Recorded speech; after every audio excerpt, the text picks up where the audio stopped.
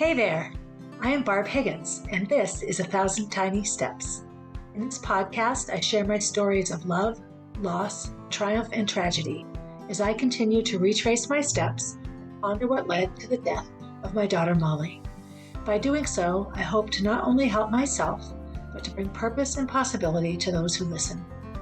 If you are ready to laugh, cry, shake your head in disbelief, then tie, buckle, lace up, or slip on your shoes, and join me as we begin our 1,000 Tiny Steps.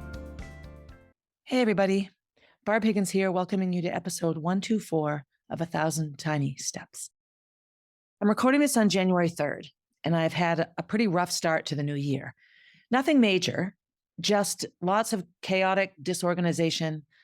I had a lot of expectation at the start of this week that things would be different day to day in my life, and they're no different at all, which is not a surprise to me. But I was talking a couple of weeks back about how I was getting to a point where I just wanted to blow up, where I just want to scream and blow up.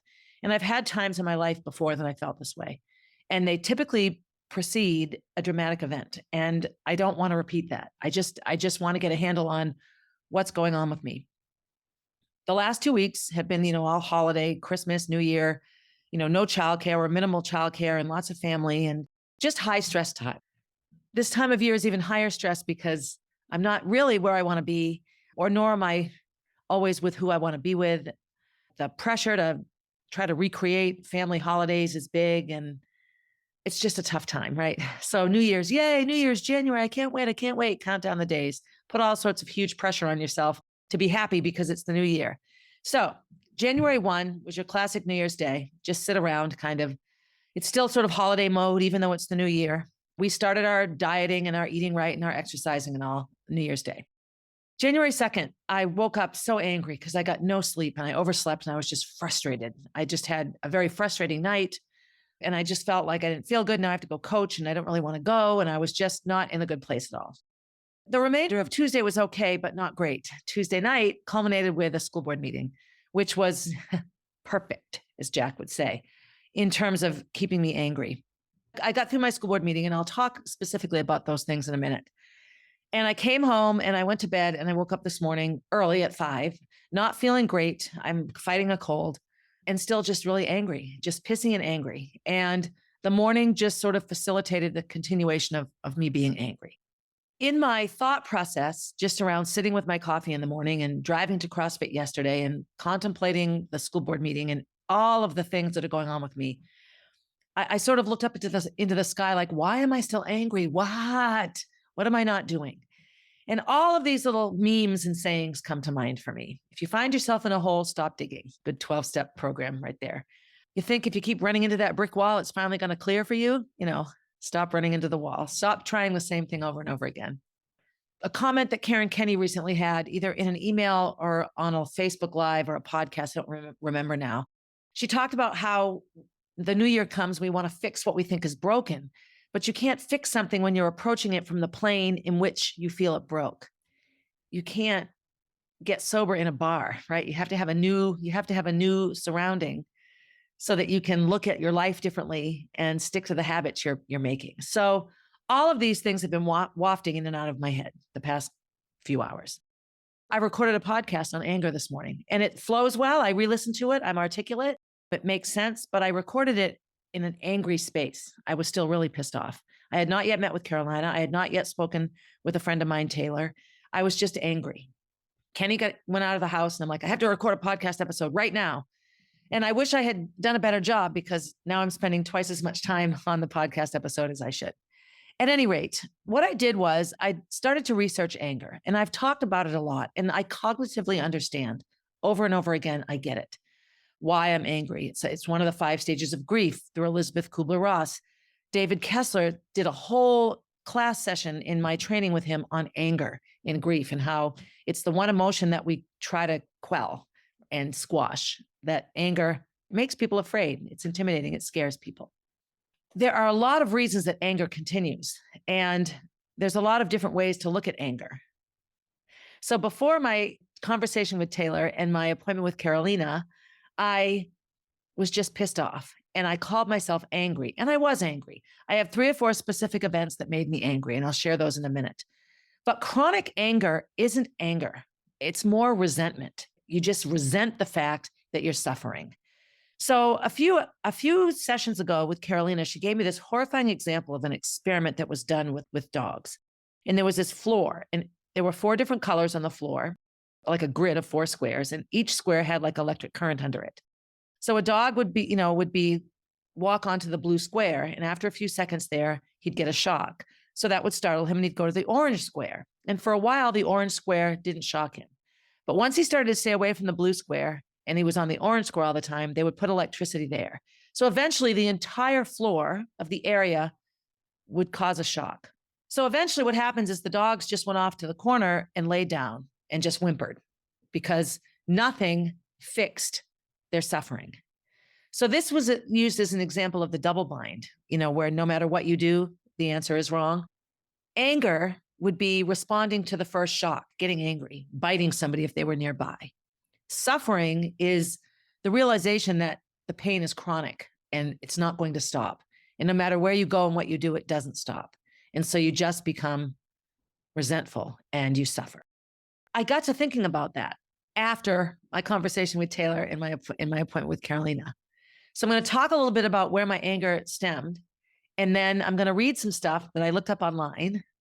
And then I'm going to talk about what happened in my meeting with Carolina. So my first bout of anger was of course related to Kenny and his behavior. And I get very controlling with that. I want things done when I want them done. I get sick of the mess. I come home, he's had a wonderful morning with Jack, but there are toys everywhere and he leaves them there. And so now they're everywhere. And I get tired of picking them up because I set this example that I'm the one that picks up the toys. And I say, please pick up after yourself. Oh, I know, I really should. And he doesn't. So this will never change. So all I can really do is kick the toys to the side, which I often do, or pick them up myself, or sit with Jack and play with them and then have him help me pick them up. And now I'm not just the person in the house that picks everything up, because that's a pattern that is set in my house. And it frustrates me and I get resentful. I resent Gracie and her Dunkin' Donuts cups everywhere. And I resent Kenny and all of that and what he leaves around. And then I don't resent Jack because he's 2, but I resent the fact that eventually he's going to realize that everyone makes a mess and mommy picks it up. That was my first bit of anger yesterday. Then 2 nights ago, so New Year's night, Jack was up until midnight. New Year's Day, it just was a day that didn't go at all the way I wanted it to go. We had to do a social event, which was right in the middle of the day. Jack fell asleep in my lap on the way home. He needed a nap. Everyone just left. Gracie went inside to do her thing. Kenny went inside to do his thing. There I am in the car with a sleeping baby. So I come inside and try to get him asleep on the couch. He doesn't fall asleep. Everyone's happy and putzing around and doing their thing. So I said, so I guess all I'm doing today is holding Jack. All right, that's fine. That's what I'll do. So that's me being snarky, but I was pissed. And Gracie's like, I'm sorry, mommy, what did you want to do? And I said, well, I have to do my workouts. I have things I have to do. And so she took Jack and brought him upstairs and he didn't sleep. He never took a nap. So I went and did my workout. I got what I needed to get done. But when I came home, here's a wide awake baby at 4:00. So I do some more things quickly, cleaning up, just more tasks on my list. Jack falls asleep on the couch at 5:00. So I have 9,000 things to do. He's asleep. So my big hope is that he'll just sleep for 12 hours, sleep until 5 a.m. And so I dim the lights. I try to get everyone to stay quiet. I got like 2.5 hours of stuff done, but around 7:30, he wakes up. I try to get everyone to be quiet. Let's keep the TV off. He wakes up and he is wide awake now. And it's like 9:00. I was in bed at 8:30. I had, the lights dim. So I was doing some paperwork, sitting in bed, reading and all of this. And so he got in bed with his tablet and I thought, okay, fine. He can look at the tablet. It's calm. He was on the tablet until like 1 a.m. He would not fall asleep. I kept falling asleep. He'd kick me. He'd wake me up. He'd want me to fix the tablet. I took the tablet away, screamed and cried. I was just so frustrated. So Tuesday morning, I wake up late and I have to rush off to coach and I look like hell. And it was just a crappy start to the day. So that made me angry. And of course, I funnel my anger outward. Nobody helps me. I'm just the fallback. And this isn't really how I want to feel. I don't want to feel angry that I have to hold my child. I love holding Jack. So I come home Tuesday and Tuesday's a bit of a better day. Jack is home. It's not a big boy school day. Kenny goes to the doctors. I have some nice Jack time, actually. I just put myself in the mindset. Tuesday night is school board. It's the first meeting of the year and it's annual elections. And I have made it very clear on the school board that it's my 12th year. I've earned the right to be the school board president. I want to do it. And I wasn't nominated, and I could have nominated myself. But when everyone else on the school board says what they're interested in being nominated for, and they all get nominated and I don't, there's nothing more clear to me than that. Like, that is a huge, it's when the silence is deafening. And so I didn't nominate myself. I could have, but I didn't.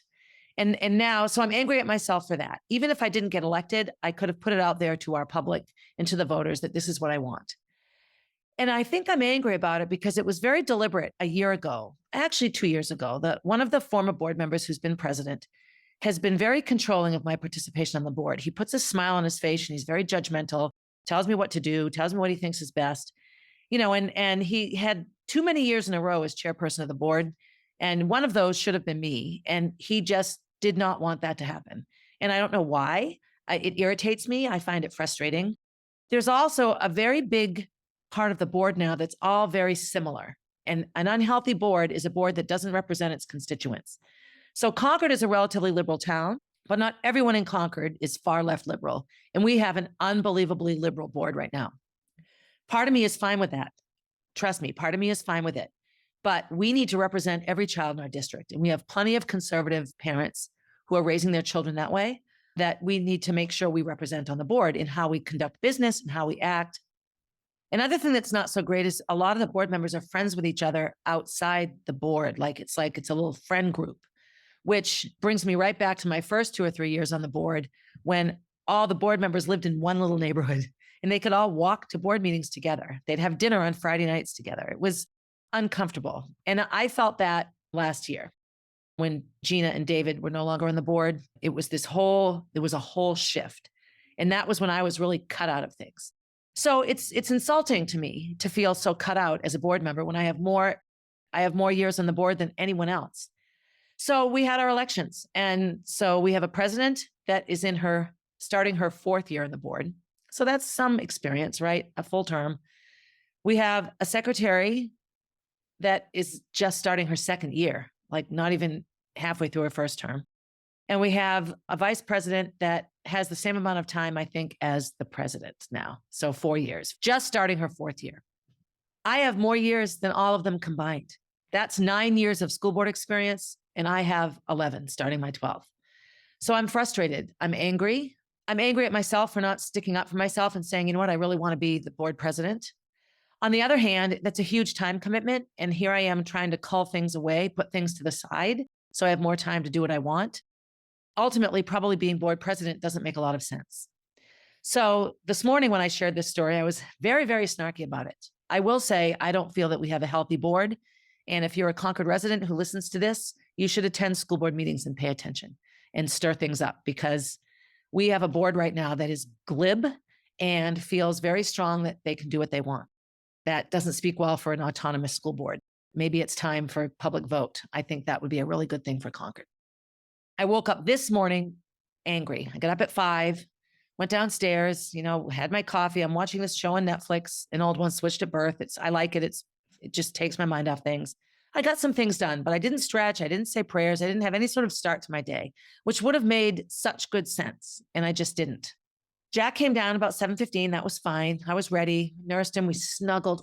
And then Kenny finally came down. So one of our new agreements with our busy schedules and me taking a break from coaching because Kenny's having surgery is that he'll get up at 6 and he doesn't want to. He doesn't think he should. He really doesn't want to.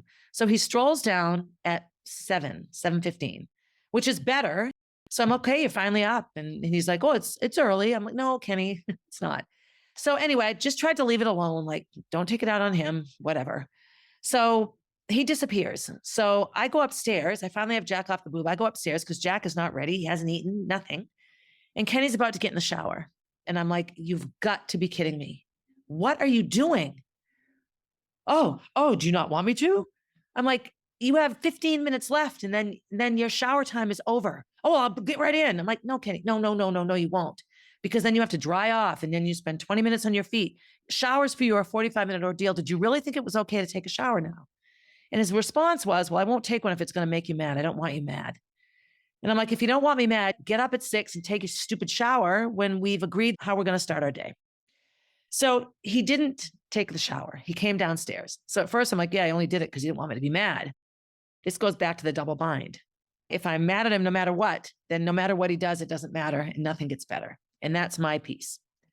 I just didn't say anything. And maybe he took a 2-minute rinse off. I don't know, but he was downstairs all dressed really quickly. So I don't think he took a shower. And he got Jack to childcare on time, but not on time. They didn't leave until 8:45. That's 45 minutes late. So if he had just gotten up even at 6:30 and jumped right in the shower, they would have been out of here on time. I'm just angry now, just pissy, pissy, pissy. And that's when I recorded the podcast episode. So what I did beforehand was I tried to give myself some framework around anger. Here's what I found. So I went to Elizabeth Kubler-Ross in the 5 stages of grief. And anger is the number 2 stage, not necessarily in that order, but it's one of the 5. In this stage, people question why something occurred and express outward anger.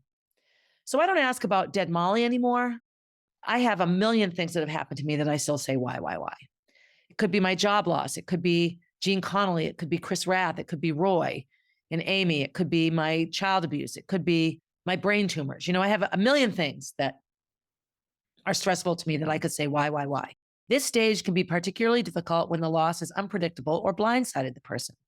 Anger is manifested as a control-seeking behavior and allows us to seek temporary control of our environment by asserting aggression to avoid feelings of helplessness. That stuck with me. Anger is manifested as a control-seeking behavior, yes, and allows us to seek temporary control of our environment by asserting aggression to avoid feelings of helplessness. So I would see that as me lashing out at Kenny when I'm in the middle of a messy house and a crying child and I'm not getting anything done. I saw that last night at the board meeting when I was a bit snarky and, I refused to vote for president. I just abstained. I just was angry. And that's how I guess I control whatever I think I'm controlling. And I felt helpless. I feel helpless at those times. Like it doesn't matter what I do. So I feel like I'm a victim of my own double bind. So I looked this up before I talked this morning. Here are some emotions you feel when you're angry: impatient, irritable, frustrated, full of rage, feeling out of control, pessimistic, cynical, and resentful. So resentment is the one that through Taylor and Carolina, I really focused on because it's that phase of anger where you're just pissed off that these things happened and you resent the fact that this is your life. Anger is that spur of the moment, screw you. Whereas resentment is, yep, great. Another crappy day for me, of course, like that kind of feeling. I don't want to feel this way. And I know that in some ways it's my go-to. It's my safety mechanism. As an 8-year-old child, when I was out of control in a place I was supposed to be safe, I had to figure out ways to survive. And anger actually wasn't something I was allowed to feel as a child. Whenever I got angry, I got in trouble. I think sometimes my anger now is a side effect or a trigger from being told to be quiet and not be mad and not be loud growing up. So some of the language around anger: this isn't fair. Why is this happening to me? I am to blame for this. It's all my fault. Or stupid Kenny again, or because of Roy, or there goes Gracie, or whatever, there goes the school board, whatever I'm mad at, I can blame the anger. How could this happen? How could the universe let this happen? How could God let this happen? No one understands. And then there was, they deserve pay and I want revenge. None of those thoughts come to mind. I am not a vengeful person. I am a lot of things. And sometimes I think a little revenge giving would make me feel better, except I know that it wouldn't. But I do feel that people walk all over me because they know I'm not going to retaliate, because it's not my nature to retaliate. All of those sayings, all of these thoughts go through my head all the time. This isn't fair. Why is this happening to me? Why me? No one gets me. No one understands. I say those words hundreds of times a day still, even though I'm trying not to be angry. So behaviors when you're angry. So this is interesting. Being short-tempered and emotionally unstable. That would be like in a fit of anger. The last time I was really super angry like that, well, last night when I was yelling at Jack at 1 a.m, I lost it. I was just so angry. I just screamed. Then I had to get up and walk around because I didn't want to sit in the bed in a dark room and yell at little Jack. He was fine. He was you better now, mommy? I think he's used to it, which is a sad statement. Being verbally or physically aggressive. So I'm not physically aggressive. I don't hit. I don't use physical aggression. I'm physically aggressive in my working out. So maybe I turn that inward. I can be aggressive athletically, but not hitting somebody or being in their space. Verbally, I've been told that I can be hard to listen to, that I can be a little too honest, that I can be intimidating, and I don't mean to be. Somebody once said that I always seemed mad. Look at that. I always seemed mad, even when I never thought I was mad. So maybe I am. Engaging in self-harm. So addiction for me is self-harm, but that's a separate classification. I've never been a cutter. I've never pulled my hair. I've never been a self-harmer. The only way I potentially harmed myself would be working out intensely hard. I was never anorexic or bulimic. I never ever took it out on my body like that. And I think that's because I was chronically ill as a child. So I had to take care of myself. Like, yeah, my body already hurt enough. I didn't need to punish it. And then finally, using substances such as nicotine, alcohol, and drugs. So alcohol has been my go-to primarily my whole life. So this is all from Elizabeth Kubler-Ross and the 5 Stages of Grief. Then there's some strategies that she shares. And the strategies are allowing ourselves to feel the loss. Well, no shit. That's the biggest advice I give, especially when people are sad. If you need to be sad, sad. If you need to be mad, mad. Feel it. I do feel it. It doesn't make it go away. Recognize underlying feelings. So this resonates with me a bit more.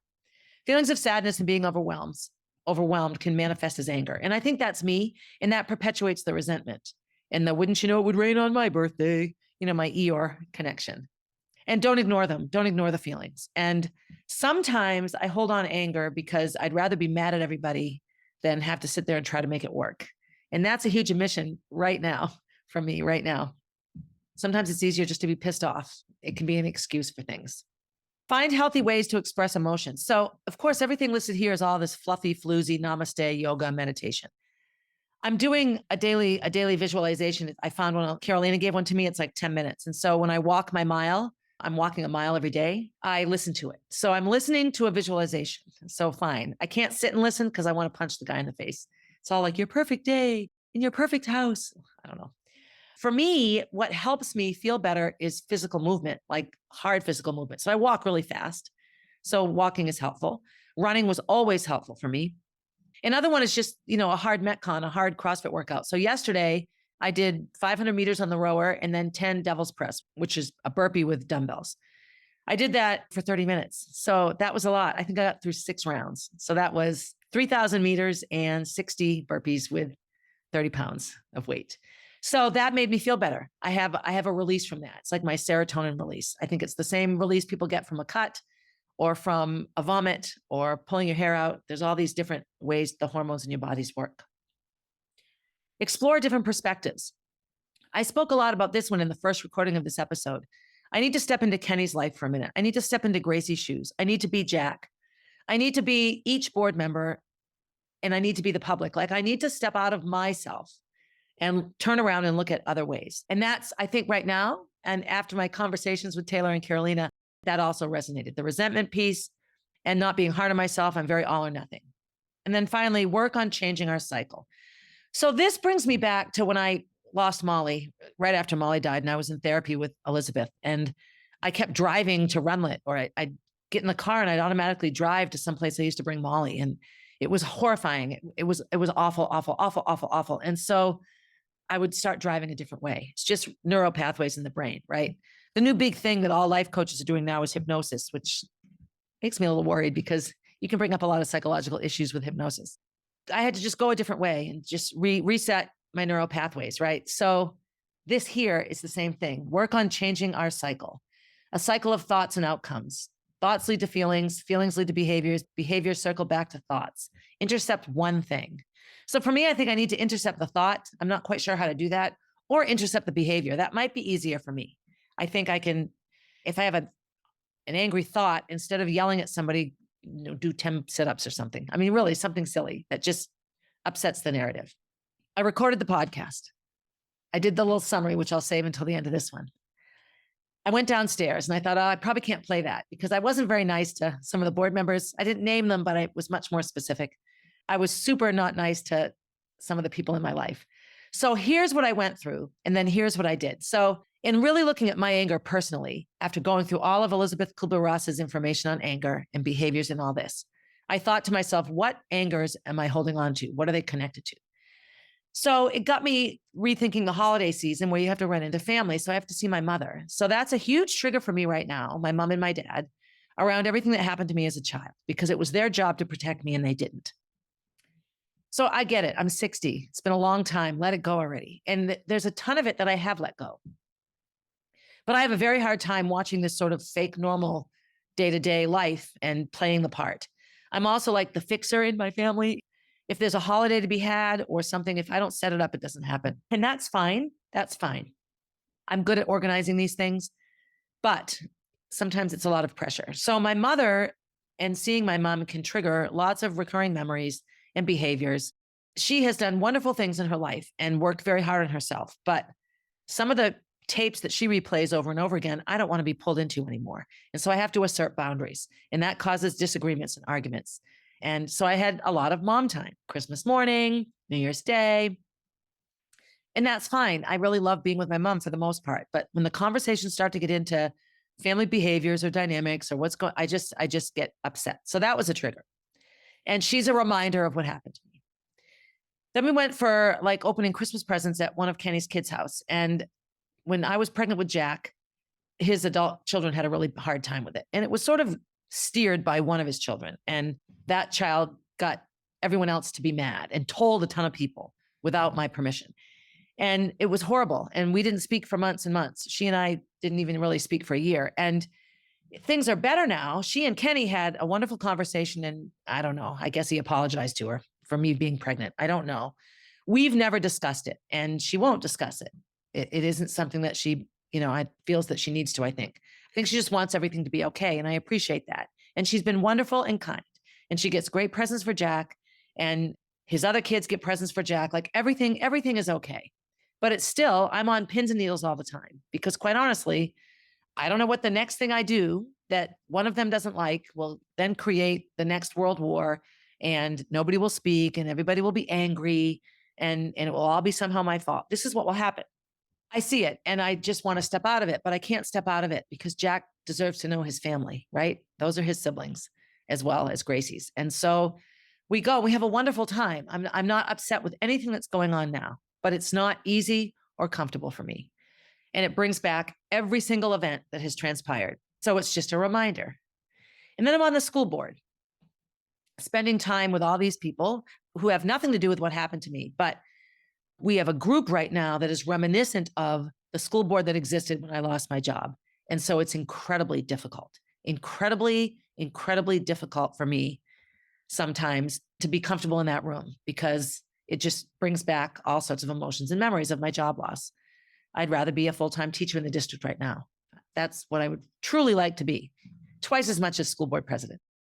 Those things make me angry. I'm still angry about it. I'm still angry about Roy and Amy. And I guess what I'm most angry about is the things that they say to people because we have common people in our lives. And I'm quite sure they say these things on purpose so that I'll hear them. Say what you want so long as it's true. But the things that are said about me are not true. This is a huge trigger for me.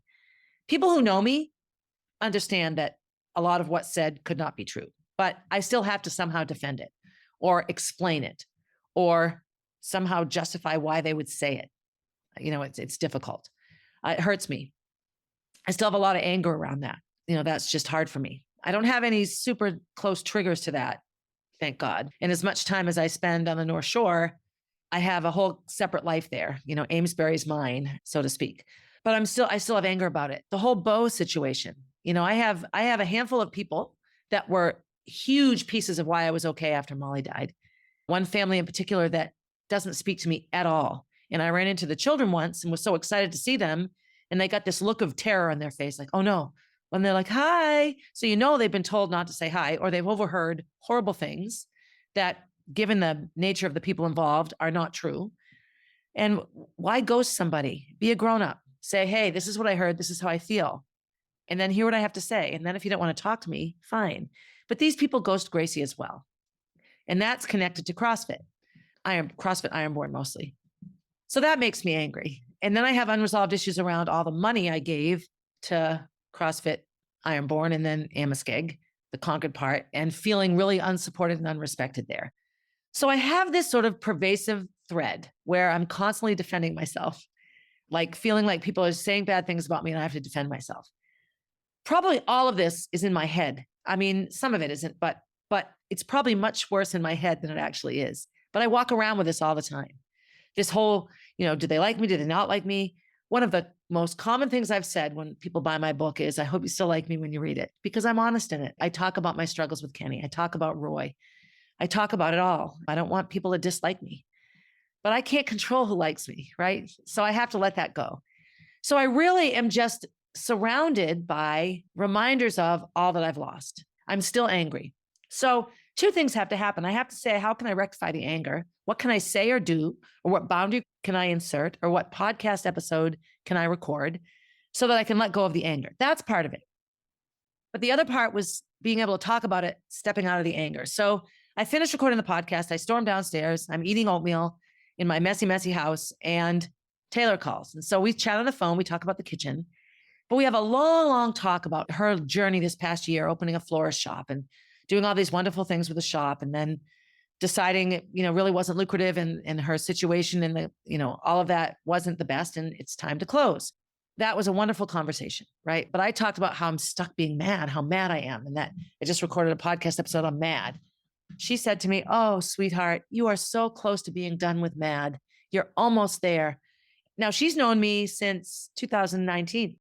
And so she's heard it all. She knew that I was pregnant with Jack early on. She knows all about my struggles with Roy. She knows everything. She knows all the pieces of my life. And she said, "You're almost done. You're almost done, sweetie. You're almost done."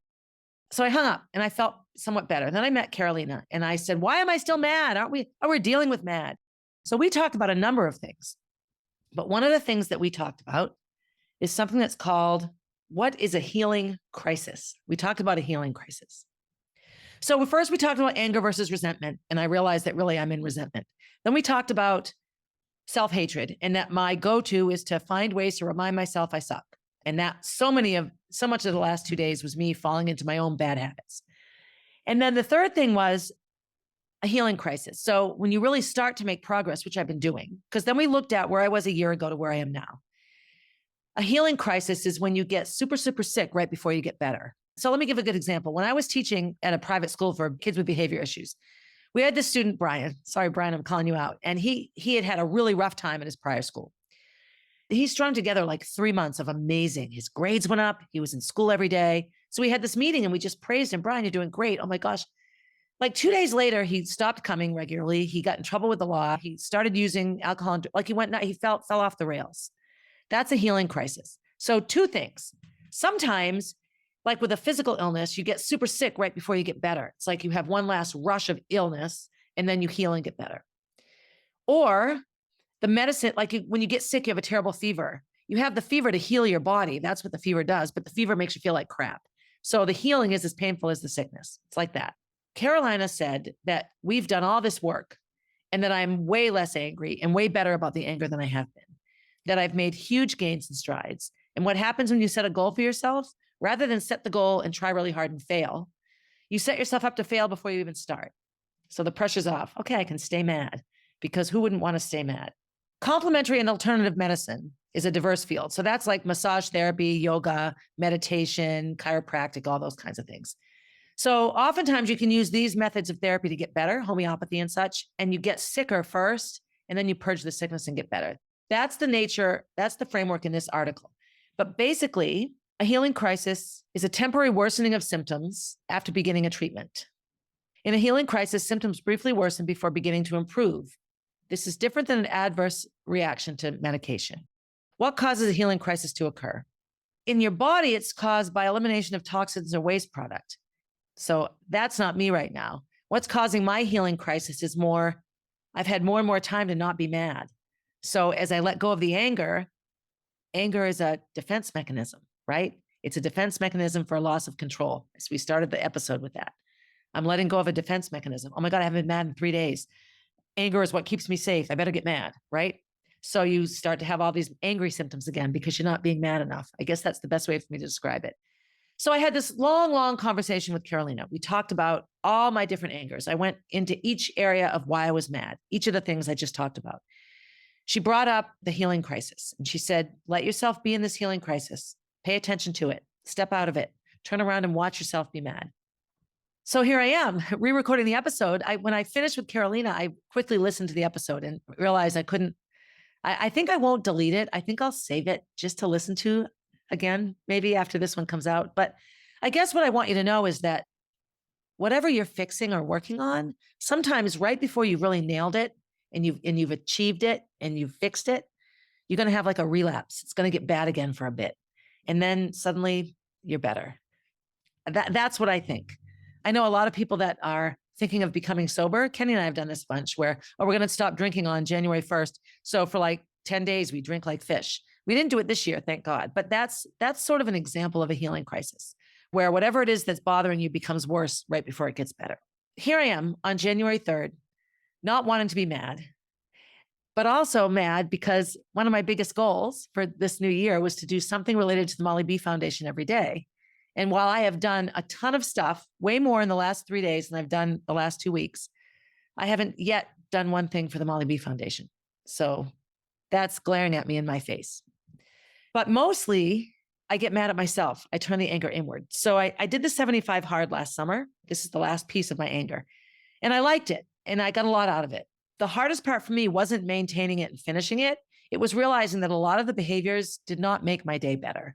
So there's 75 hard phase 2, and there's the year hard, and there's all these things. So I thought, all right, this is what I'm going to do. Yeah, this is what I'm going to do. So I've started it up, and I realized that I don't need to drink a gallon of water to be well hydrated.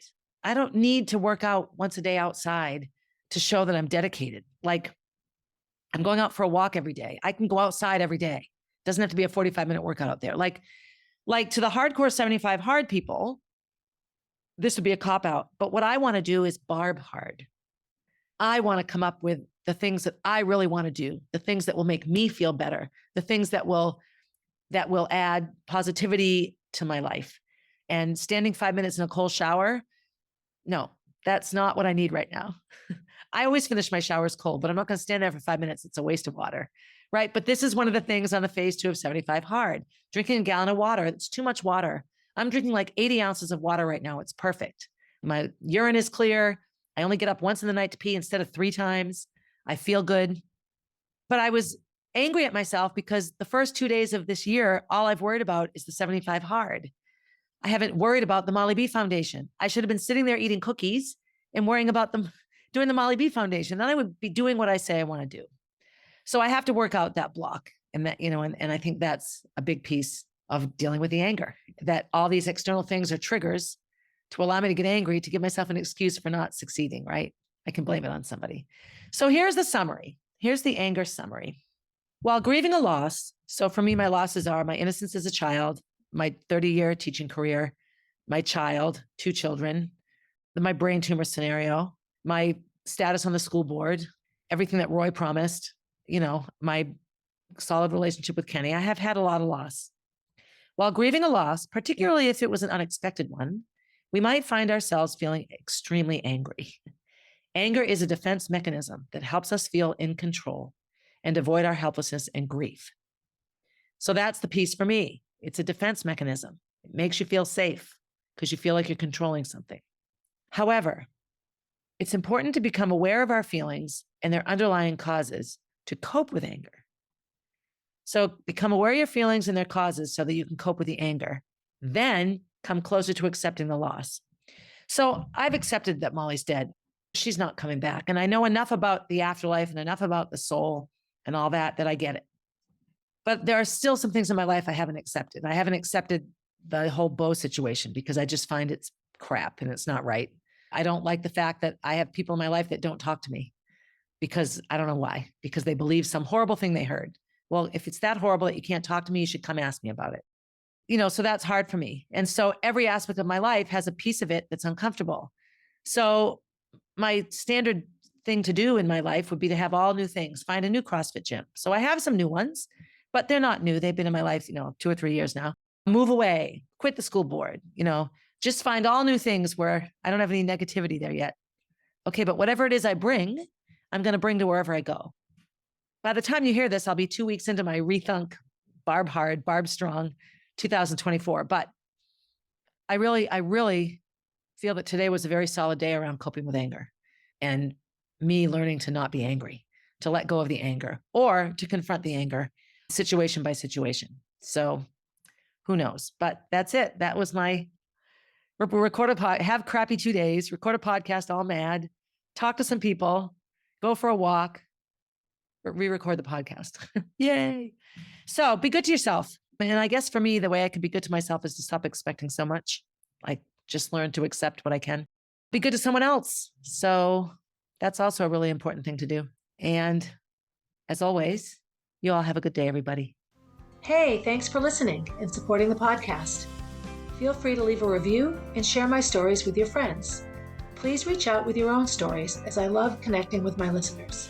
If you would like to get to know Molly, head over to mollybfoundation.org to see what she is all about.